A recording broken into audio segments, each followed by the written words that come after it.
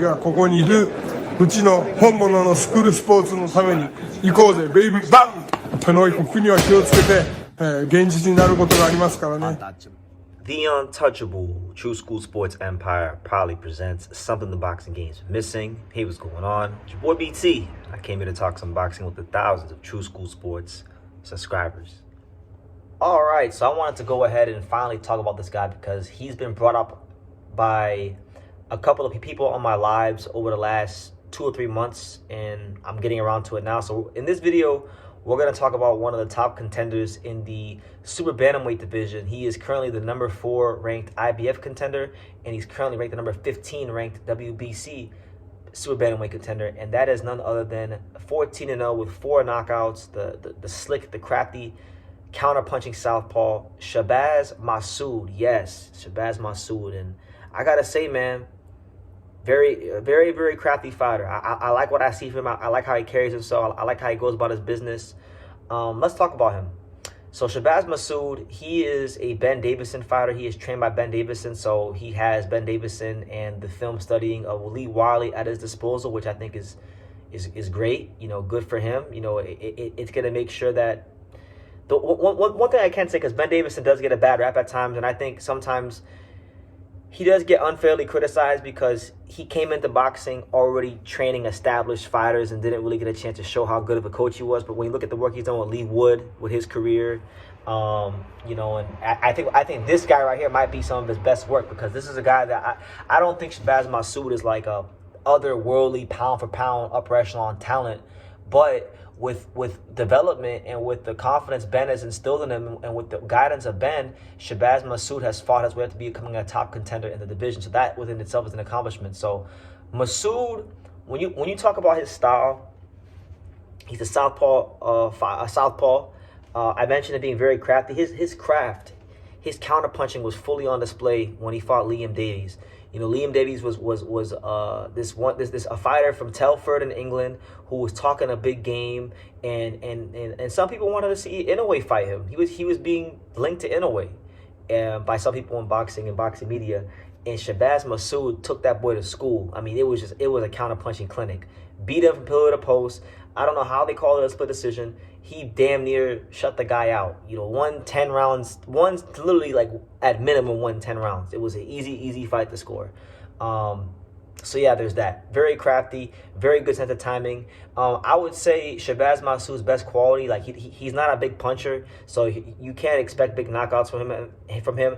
I don't think he's got like otherworldly speed, but I would definitely say, from what I've seen, his best quality is his stamina. I think he has great stamina. I think he has the ability to fight hard and fight at a really good pace for 12 rounds. And sometimes, like, people make boxing more complicated than it is. Sometimes a fighter could not have otherworldly talent, but he could be just really well conditioned and know how to have that know-how of how to fight for 12 rounds. And I feel like he has that. When I watch him on tape, he has the know-how of knowing how to fight for 12 rounds hard and not cheating himself throughout the round. So I think that's a great quality to have when you're a contender trying to get on that championship level. I think another thing he does very well is he has a good jab, like good jab, but he does a great job of turning his opponents. Like, he's very good. You know, you could have Shabaz Masoud pinned to the corner like this, and I've seen it in a couple fights where he'll spin the opponent, he'll spin it in reverse, he'll reverse the opponent, and now all of a sudden the ring's cut off on them. So that's some of the ring craft I'm talking about when I talk about Shabaz Masoud.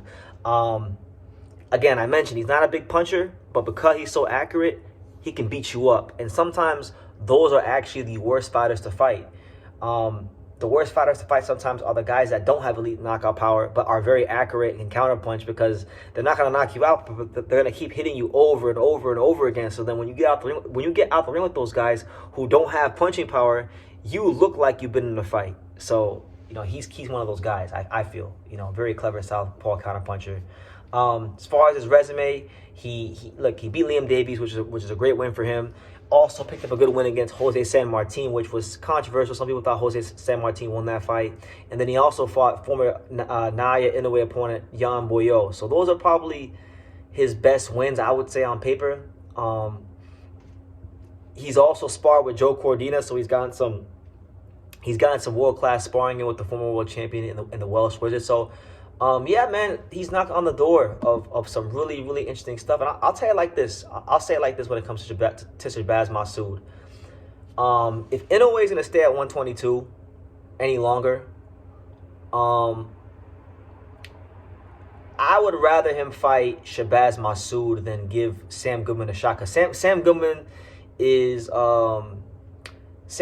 trying to still maintain his mandatory status with the IBF. I don't think they should do that. I think Shabaz Masoud should get a chance to fight in a way if he decides to stay there and wait for Junto. And you know, to be told, I mean, Shabaz Masoud, I think, has great stamina, and he could definitely fight 12 rounds against Inoue. But I just don't know if I don't think he'll have the punching power to last. But it'd be a good fight. It'd be a good fight. And apart from Inoue, I mean, you even have like there's still good fights out there for him. Like ranked right above him, he's number 4 in the IBF. Ranked at number 3, you got Marlon Tapales. I think the fight I want to see for Shabaz Masoud before he even thinks about Inoue, to be honest, would probably be him versus Marlon Tapales, because Marlon Tapales is a multiple-time world champion. He has a name in the sport. He fought Inoue, a guy that Shabaz Masoud and everybody on earth is trying to fight. So you would have a common opponent with Inoue. You can gauge how you do with him compared to Inoue.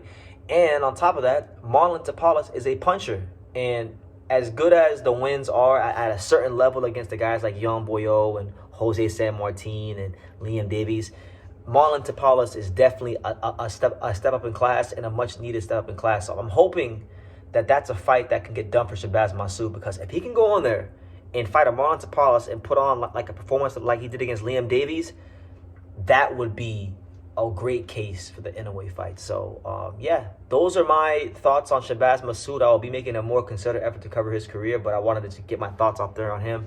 And so people know what I think about him, because I've been getting asked about him, but I never had an opinion because I never really watched him fight until just now. So, yeah, let me know what you guys think, and what do you want to see next for Shabaz Masoud.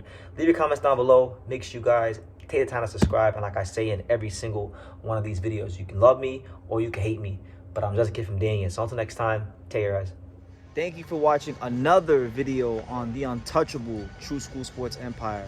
For more great boxing content just like this, make sure you guys click right over here. Keep watching my boy BT put on the best interviews out here.